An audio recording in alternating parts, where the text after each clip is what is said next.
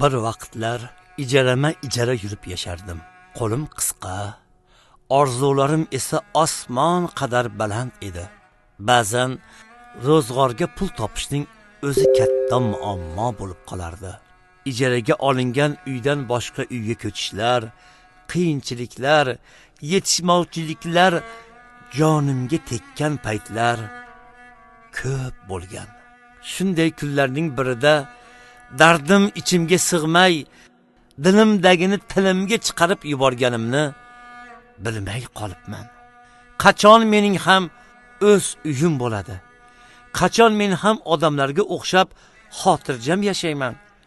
Qachon men ham baxtli bo'laman?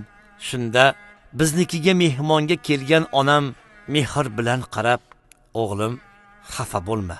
Hammasi yaxshi bo'ladi. Sen ham o'z uyingga ega bo'lasan. Yaxshi kunlaring hali oldinda", deb taskin berdilar. Men esa o'sha yaxshi kunlarni kutib, orzu qilib yashardim. Yillar o'tdi. Allohga shukr, bugun mening bir emas, balki bir nechta uylarim bor. Bir vaqtlar orzu qilgan narsalarning ko'piga yetishdim. Lekin menga qiyin kunlarimda taskin bergan, kelajakdagi baxtimga mendan ham ko'proq ishongan onam bugun yonimda yo'q. Shunda bir haqiqatni kech angladim. Men baxtni uydan izlabman. Men baxtni mol dunyodan izlabman. Men baxtni kelajakdan izlabman. Aslida esa mening eng baxtli kunlarim onam tirik bo'lgan kunlarim ekan.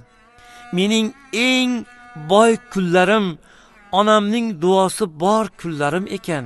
Mening eng xotirjam kunlarim onamning nafasi eshitilib turgan kunlarim ekan. Men esa o'sha baxtni kelajakdan kutib, qo'limdagi baxtni qadrlay olmabman. Dunyoda shunday boyliklar borki, ularni yo'qotganingdan keyin qayta topib bo'lmaydi. Ota-ona ana shunday boylik ekan. Ona bor uy, baxt bor uy. Ona yo'q uyda esa hatto orzular ushalganda ham qalbning bir burchagi bo'sh bo'lib qolar ekan. Mening eng yaxshi kunlarim onam tirik bo'lgan kunlarim ekan.